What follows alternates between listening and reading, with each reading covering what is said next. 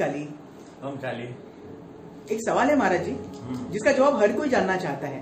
आप माथे पे जो कुमकुम लगाते हैं उसे देखकर हर कोई व्यक्ति आकर्षित हो जाता है। मैं जानना चाहता हूँ इस कुमकुम को कैसे लगाया जाता है और इसका क्या महत्व है कुमकुम लगाने का। जी महाराज जी। कुमकुमस्य महत्पुण्यम पवित्रम पापनाशनम आपदाम हरते नित्यम लक्ष्मीस्तिष्ठति सर्वदा। चंदनस्य महत्पुण्यम पवित्रम पापनाशनम आपदाम हरते नित्यम लक्ष्मीस्तिष्ठति सर्वदा।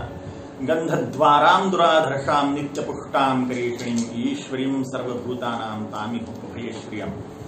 यह तीनों श्लोक कुमकुम के, चंदन के और गंध के, सुगंध के महात्म्य के हैं।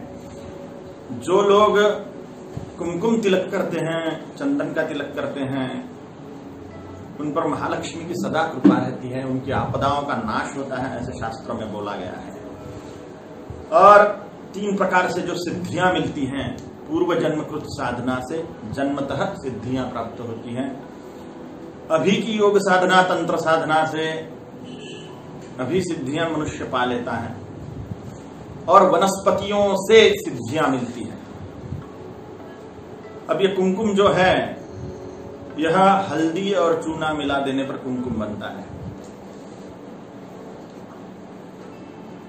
संस्कृत में अगर कुमकुम बोले तो केशर को कुमकुम बोलते हैं। तो ये सब वनस्पतियां हैं। चूना तो रासायनिक पदार्थ है, खनिज पदार्थ हैं।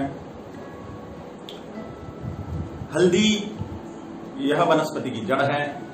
केशर फूल का पराग है। चंदन लकड़ी है। ये सारी वनस्पतियां हैं।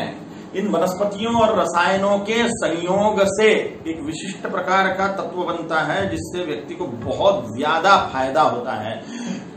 वातावरण की और ग्रहों की सकारात्मक ऊर्जा वह चीजें अपने तरफ खींचती है। जो वस्तु, जो लोग उन चीजों का वापर करते हैं, इस्तेमाल करते हैं, उन पर वो बहुत अद्भुत असर डालती है, चमत्कारिक असर डालती है। मैंने जो ये कुमकुम लगाया है, इससे मुझे बहुत फायदा हुआ है। मेरा मस्तिष्क बहुत शांत रहता है। मैं पहले बचपन में बहुत चिड़चिड़ा था, बहुत गुस्सा करता था मैं, लेकिन जैसे ही मैंने कुमकुम लगाना शुरू किया तो मुझे बहुत शांति प्राप्त होने लग गई। वो भी कुमकुम अगर देवी के चरणों पर अर्पण किया हो, कुमकुमार्चन किया हो जगदम्बा का, तो जो व्यक्ति, जो महिला या जो पुरुष इस कुमकुम को लगाता है, उसको भूत प्रेत पिशाच डाकिनी शाकिनियों का कोई भय नहीं रहता,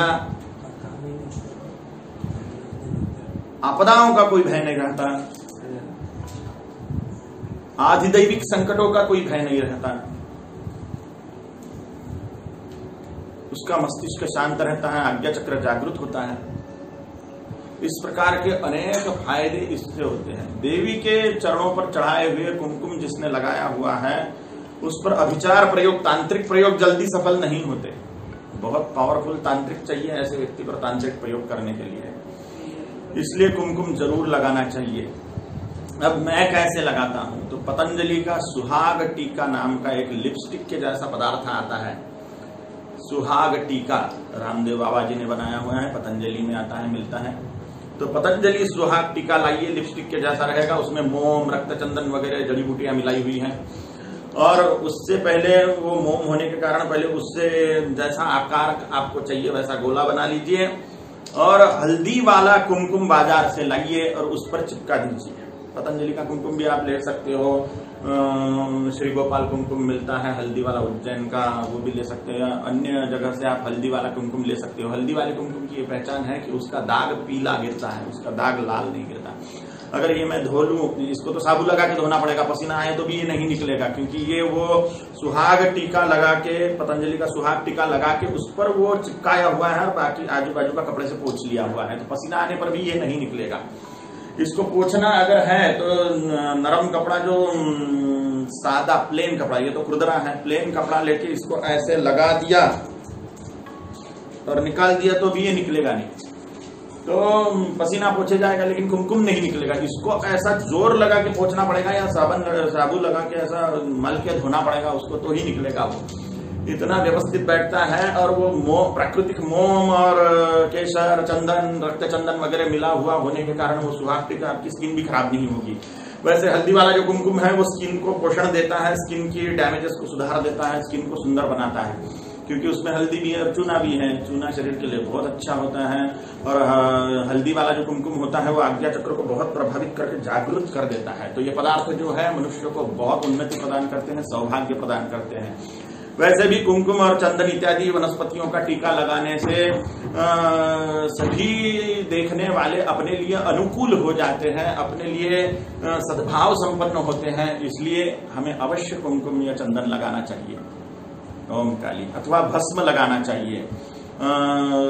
अगर शिव भगवान के जो भक्त हैं वो भस्म का त्रिपुंड लगाते हैं, वो भी बहुत ज्यादा फायदे का होता है। यज्ञ भस्म लगा सकते हैं, अथवा दक्षिण भारतीय लोगों के द्वारा आप वो विभूति मंगा सकते हैं। दक्षिण भारत जब जाए आप, तो आपकी तरफ भी शैव स्थान जो है, जैसे ज्योतिर्लिंगों के स्थान, वहां पर विभूति मिलती है भस्म के रूप में लगाने के लिए। वो लगाने से निस्संशय सौभाग्य उदित होता है, इसमें कोई संशय नहीं है। ओम काली। बहुत बहुत धन्यवाद महाराज जी। ओम काली। ओम काली।